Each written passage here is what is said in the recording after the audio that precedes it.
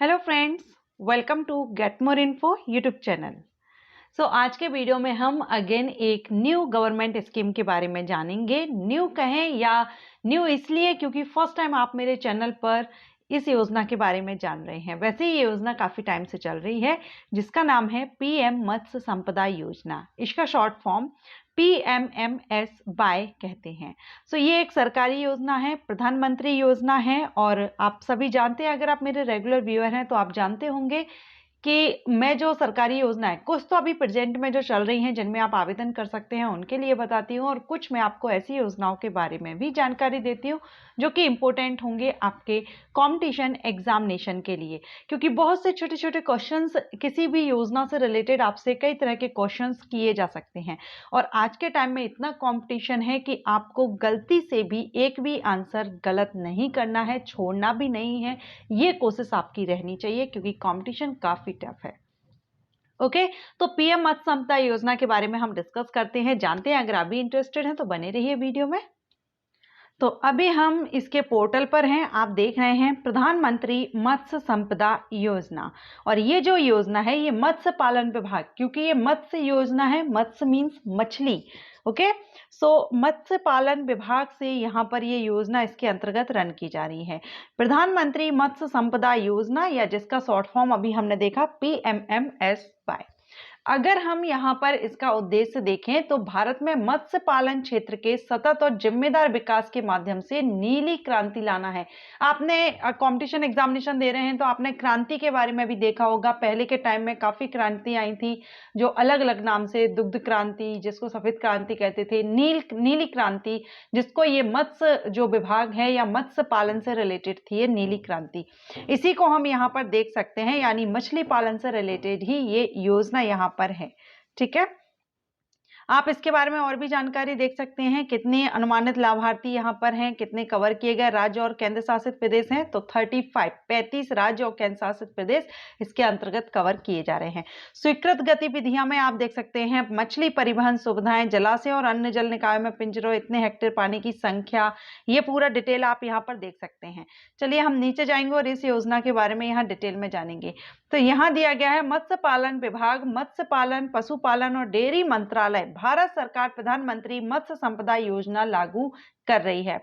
रुपए के अनुमानित निवेश पर भारत में मत्स्य पालन के क्षेत्र के सतत और जिम्मेदार विकास के माध्यम से नीली क्रांति लाने की एक योजना है, जो कि हम काफी टाइम से पढ़ते भी हैं और कई बार क्वेश्चंस रिपीट होता है। नीली क्रांति किसके लिए है या किस तरह से या किसके लिए लागू की गई थी, तो ये मत्स्य पालन के लिए ही की गई थी। ठीक है, मछुआरों के कल्याण सहित मत्स्य पालन क्षेत्र के समग्र विकास के लिए कितने करोड़ रुपए यहाँ पर दिए गए वो भी आप यहाँ देख रहे हैं। PMMSY को वित्त वर्ष, ये जो योजना है 2020-21 वित्त वर्ष से लेकर के 2024-25, ये 5 वर्ष के ड्यूरेशन के लिए सभी राज्यों केंद्र शासित प्रदेशों में लागू किया जा रहा है।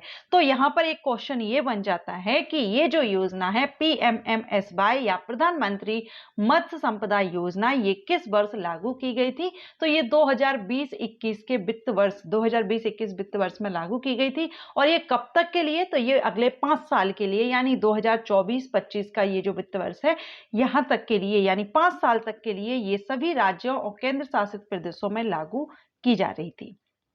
ठीक है, PMMSY को मछली उत्पादन, उत्पादकता, गुणवत्ता से लेकर प्रौद्योगिकी, फसल कटाई के बाद के बुनियादी ढांचे और विपणन तक मत्स्य पालन मूल्य श्रृंखला में महत्वपूर्ण अंतराल को संबोधित करने के लिए डिजाइन किया गया है। मींस उसके उत्पादन, मछली के उत्पादन, उसकी उत्पादकता, गुणवत्ता यानी क्वालिटी, और उनकी जो सेल या जो भी जिस तरह से आप उनसे उत्पादन ले सकते हैं, जो मछुआरे जो करते हैं, वो पूरा अगर ओवरऑल देखें तो ये पूरा इस तरह से डिजाइन किया गया है कि जो व्यापार कर रहे हैं या जो इनसे अर्निंग करते हैं, अपनी दिनचर्या चला रहे हैं, उनको भी लाभ हो, मछलियों के भी यहाँ पर अच्छी पैदावार की जा सके।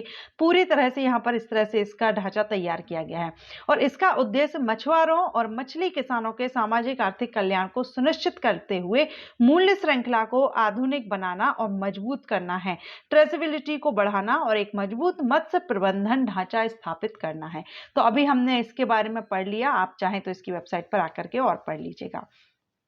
ठीक है। अभी इसके बारे में देखिए, नीली क्रांति से लेकर पीएमएमएसवाई तक परिवर्तन की लहर है, क्योंकि नीली क्रांति काफी टाइम पहले, नीली क्रांति पहले चलाई गई थी, जो कि हम काफी टाइम जो कंपटीशन एग्जामिनेशन है उनमें क्वेश्चन भी आता है इससे रिलेटेड।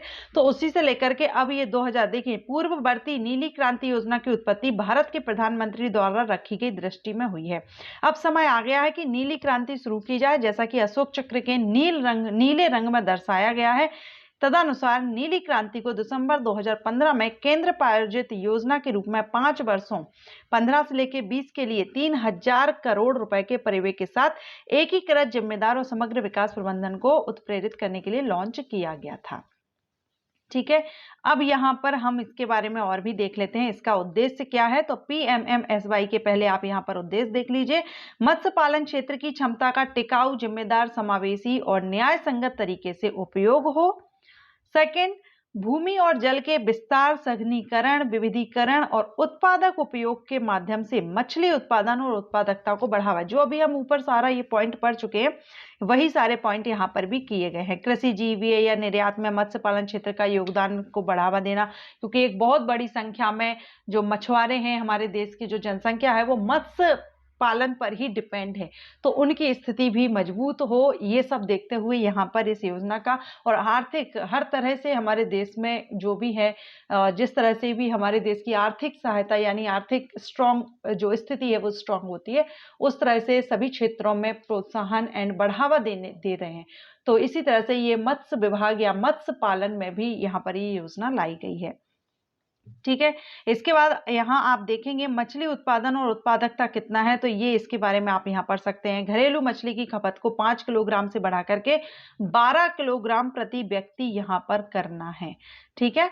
तो ये कुछ पॉइंट्स हैं, ये आपके लिए इंपॉर्टेंट रहेंगे, आप यहाँ नोट डाउन कर लीजिएगा। मत्स्य पालन क्षेत्र में निजी निवेश, उद्यमशीलता की वृद्धि की सुविधाजनक बनाना है, फसल कटाई के बाद कितना परसेंटेज, ये पूरा दिया गया है। मूल्य श्रृंखला में 55 लाख प्रत्यक्ष और अप्रत्यक्ष रोजगार के अवसर प्रदान करना है, क्योंकि बहुत से लोग हैं जो समुद्र किनारे का जो एरिया है, लगभग वहां पर तो मत्स्य जो मछुआरे हैं वो काफी बड़ी संख्या में लोग बाग हैं जो अपना जो जीवन है वो इसी तरह से पालन कर रहे हैं अपने जीवन का, तो उनको लिए भी काफी सहायता हो। मछुआरों और मछली पालकों की आय दोगुनी करना, यहाँ पर पॉइंट दिया गया है।